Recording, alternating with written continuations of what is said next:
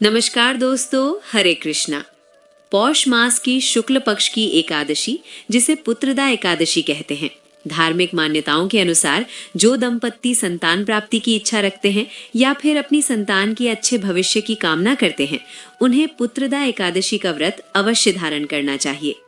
इस दिन व्रत धारण करके विधि विधान से भगवान श्री हरि विष्णु की पूजा करने से भगवान श्री हरि विष्णु और माता लक्ष्मी दोनों की कृपा विशेष रूप से प्राप्त होती है।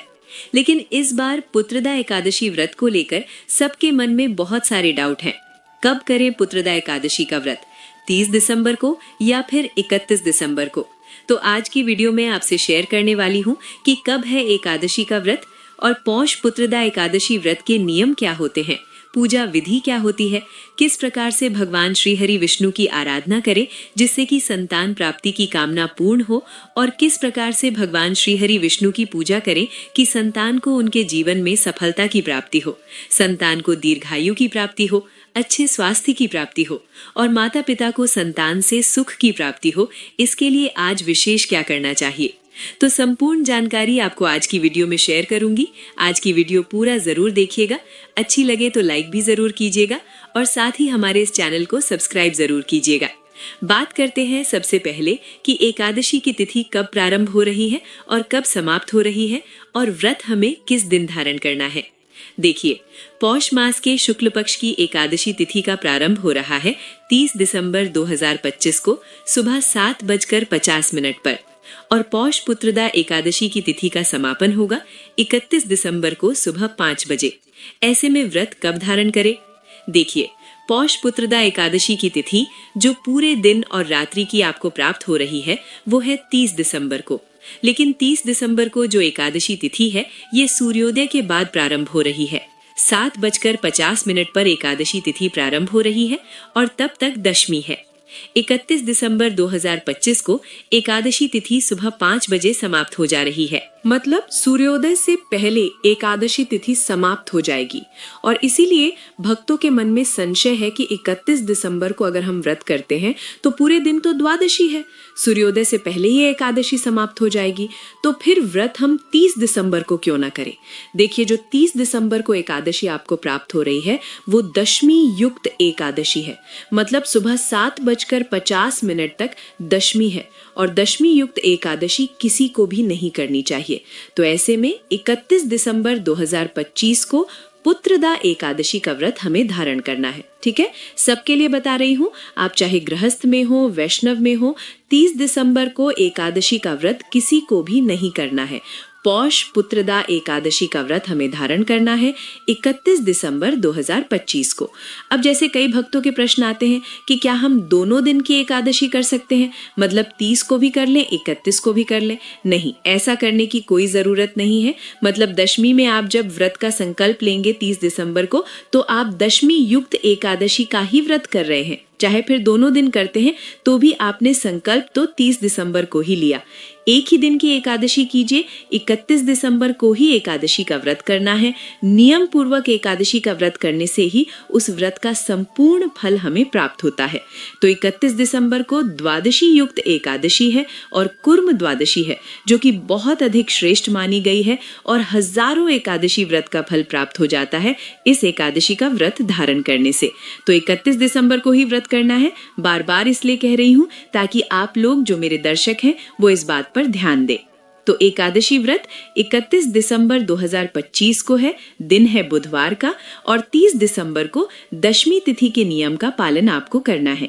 मंगलवार के दिन बाल धोकर स्नान कर लीजिएगा, शुद्ध और सात्विक भोजन करना है। मतलब मंगलवार के दिन जब आप दशमी तिथि के नियम का पालन करते हैं तो गाजर, मूली, बैंगन, शाक, टमाटर, ये सभी चीजें आपको नहीं खानी है। लहसुन प्याज का त्याग करके शुद्ध सात्विक भोजन लेना है, ब्रह्मचर्य का पालन करना है और अगर संभव हो तो भूमि पर शयन करना है। फिर एकादशी के दिन 31 दिसंबर को सुबह जल्दी उठते हैं, उठकर नित्य कर्मों से निवृत्त हो जाइए, स्नान कर लीजिए और शुद्ध वस्त्र धारण करके भगवान सूर्यदेव को जल देकर अपने घर के मंदिर में शुद्ध घी का दीपक जलाकर भगवान श्री हरि विष्णु के सामने अपने व्रत का, अपनी पूजा का संकल्प ले लीजिए। जिस भी कामना से व्रत धारण करते हैं उस कामना का भगवान श्री हरि विष्णु के सामने संकल्प लेना चाहिए। व्रत के साथ ही भगवान से प्रार्थना करनी चाहिए कि अगर वो कामना आपके हित में हो तो भगवान श्री हरि विष्णु उसे पूर्ण करके आपके ऊपर अपनी कृपा करें। व्रत में जाने अनजाने में आपसे कोई भूल चूक हो जाए तो इसके लिए क्षमा प्रार्थना कर लीजिए और फिर आपके हाथ में जो सामग्री है, जल और पुष्प, भगवान श्री हरि विष्णु के चरणों में अर्पित करके विधि विधान से उनकी पूजा कर लीजिए। पंचामृत से भगवान श्री हरि विष्णु का अभिषेक कीजिए, पीले वस्त्र उन्हें अर्पित कीजिए, पीले पुष्पों से उनकी पूजा कीजिए और धूप दीप पुष्प इत्यादि अर्पित करके भगवान श्री हरि विष्णु की पूजा करके आराधना करके आप उन्हें भोग स्वरूप में यथाशक्ति फल, मिठाई इत्यादि अर्पित कर दीजिए। आप जो भी भोग अर्पित करते हैं उसमें तुलसी का पत्ता अवश्य होना चाहिए, लेकिन तुलसी का पत्ता एकादशी और द्वादशी इन दोनों दिनों में नहीं तोड़ा जाता है, तो एक दिन पहले से ही तुलसी का पत्ता तोड़ कर रखिए। पौष पुत्रदा एकादशी पर अगर आप तुलसी की माला भगवान श्री हरि विष्णु को अर्पित करते हैं और अपनी कोई भी कामना कहते हैं तो आपकी कामना पूर्ण होती है। तो आप चाहें तो तुलसी की जो माला मिलती है उसका प्रयोग कर सकते हैं, या फिर आप हरे पत्तों की तुलसी महारानी के जो पत्ते होते हैं उनसे ही माला बना लीजिए। पीले धागे में पत्ते लगाकर और आप माला तैयार कीजिए, भगवान विष्णु को अर्पित कीजिए। ओम नमो भगवते वासुदेवाय नमः इस मंत्र का जाप कीजिए, माला तैयार करते समय भी और माला अर्पित करते समय भी। तो आपके मन की कामना चाहे कोई भी हो, भगवान श्री हरि विष्णु की असीम कृपा से आपकी कामना पूर्ण होती है। जिन दंपतियों को संतान प्राप्ति की कामना है वो विधि विधान से भगवान श्री हरि विष्णु की पूजा करें, माखन मिश्री का भोग अर्पित करें। प्रयास कीजिए कि आप पति पत्नी दोनों व्रत धारण करें।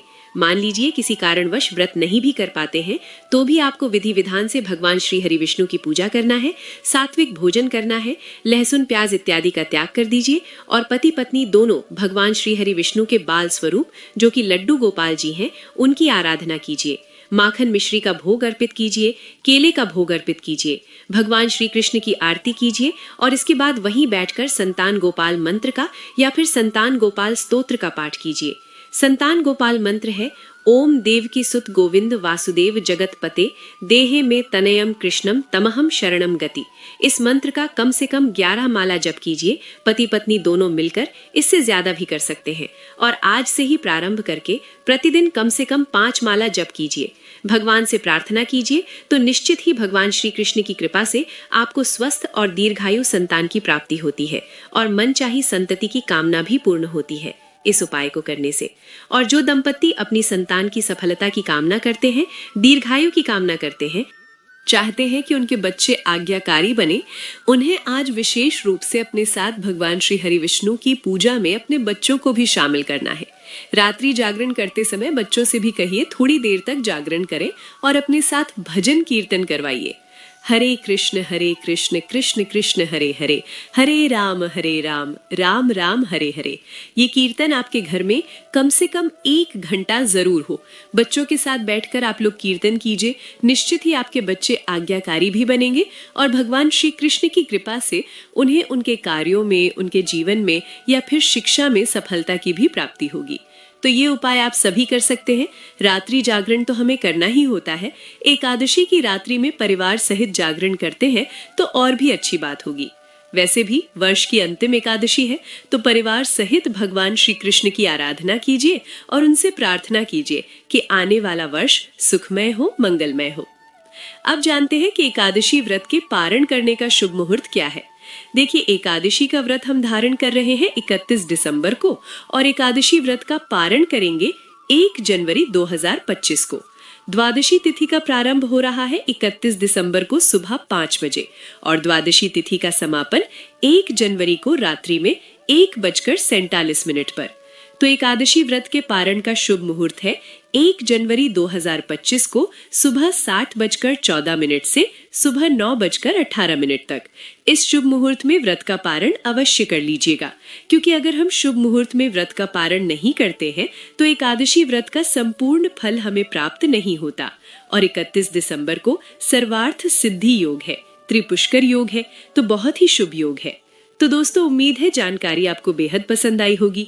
अगर पसंद आई है तो वीडियो को लाइक करें, शेयर करें और चैनल को सब्सक्राइब करना ना भूलें।